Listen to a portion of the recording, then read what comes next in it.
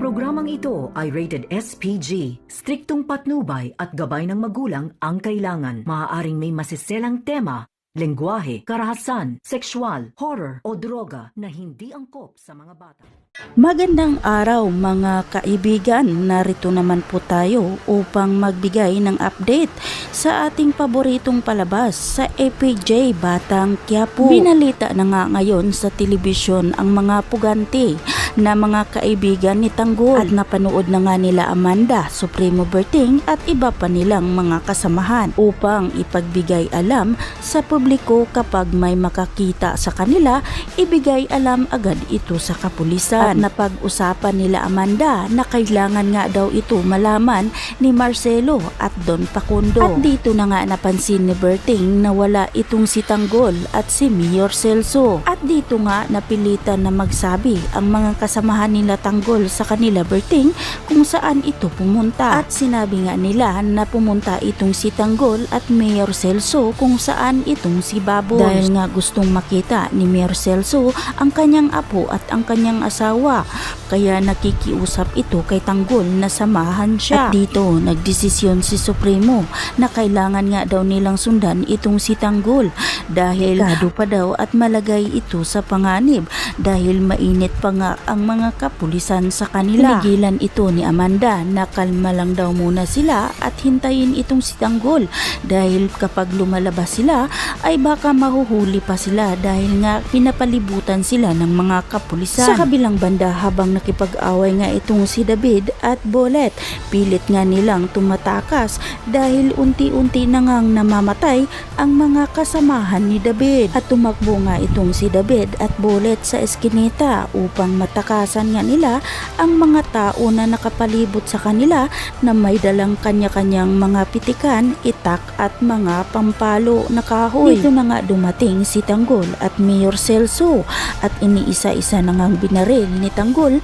ang mga tauhan ni David. At agad namang tinuro sa ama ni Jelly kung saang iskinita tumakbo itong si David at si Bolet. Kaya naman nagkahiwalay itong si Mayor Celso at si Tanggol dahil gusto nga nilang mahabol itong si David at si Bolet. Nang nakita na nga ni Mayor Celso itong si David, galit na galit nga ito at nakipaglaban kay David at kailangan nga daw pagbayaran ni David ang ginawa sa kanyang apo na si Baboy. At binaril nga ito ni Mayor Celso si David at natamaan naman ito, ngunit hindi nga ito napuruhan at gusto pa sanang segundahan ito ni Mayor Celso, ngunit naubusan nga ito ng bala. Sa galit ni Mayor Celso at gusto niyang ipagiganti ang kanyang apo, nakita niya ang isang itak at pinulot nga niya ito. Nang tatagain na sana ni Mayor Celso si David, ngunit naunahan siya ni David at binaril nga ito si Mayor Celso. At unti-unti na ngang natumba itong si Mayor Celso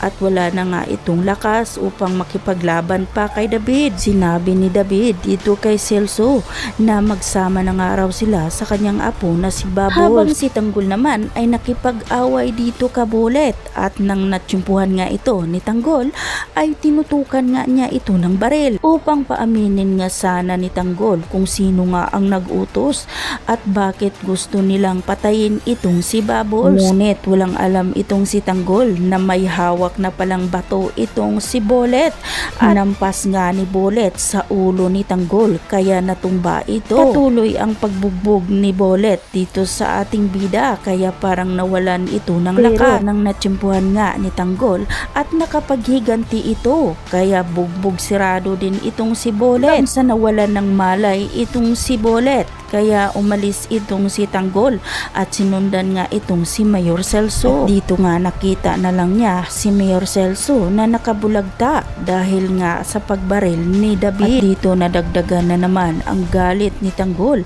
dahil nga ay nabaril na nga itong si Bubbles at nadagdagan pa ito ni Mayor Celso. Nanginginig na talaga sa galit itong si Tanggol kaya binaril niya agad ito ang nagbaril kay Mayor Celso. Bulagta itong si David at nahimatay dahil nga sa tama ng bala, ngunit hindi alam ni Tanggol na nasa likod na pala itong si Bolet. At bit ni Bolet ang malaking pala nang magising nga siya kaya hinanap din niya itong si David at nakita nga niya ito na binaril ni Tanggol kaya agad niyang hinampas sa ulo ng pala itong si Tanggol. At dito nga nahimatay itong si Tanggol, kaya dali-dali niyang ginising itong si David at papalayo upang makatakas na nga sa lugar nila, Bubbles. Hanggang nagsindatingan na nga ang mga tao at nakita nga nila na wala ng malay itong si Tanggol. Hanggang nagising na lang itong si Tanggol, ngunit wala na nga itong si Mayor Celso. Hanggang iyak na lang itong si Tanggol at bumalik na nga sa bahay nila Jelly. Ngunit wala na ngang magagawa itong si Tanggol dahil wala na ngang buhay itong si Bubbles.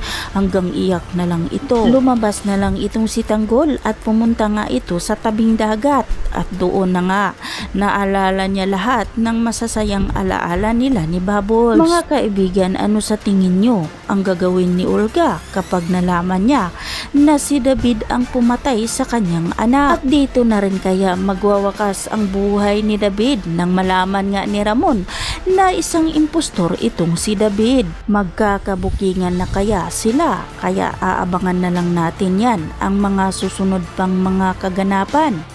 Kaya naman mga kaibigan, hanggang dito na lang muna tayo at aabangan na lang natin ang mga susunod pang mga mangyayari dito lang sa FPJ Batang Quiapo. At huwag po sana ninyong kalimutan na i-like at i-subscribe ang aking channel. Maraming salamat.